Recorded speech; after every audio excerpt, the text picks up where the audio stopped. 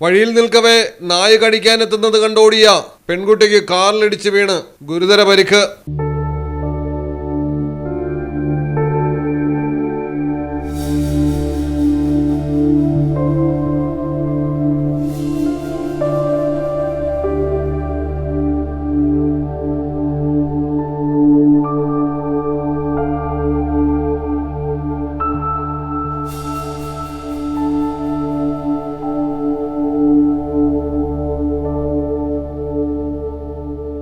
പാലക്കാട് പട്ടാമ്പിയിലാണ് തെരുവുനായ ആക്രമണത്തിൽ പേടിച്ചോടിയ 10ാം ക്ലാസ് വിദ്യാർത്ഥിനി വാഹനത്തിലിടിച്ച് വീണ് പരിക്കേറ്റ് ആശുപത്രിയിലായത്.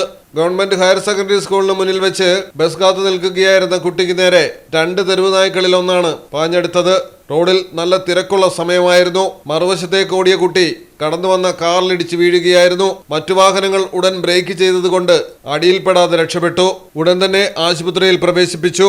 സംസ്ഥാനത്താകമാനം തെരുവുനായ ശല്യം ഒരിടവേളയ്ക്ക് ശേഷം അതിരൂക്ഷമായി മാറിക്കൊണ്ടിരിക്കുകയാണ്. മലയാളം ടെലിവിഷൻ, പാലക്കാട്.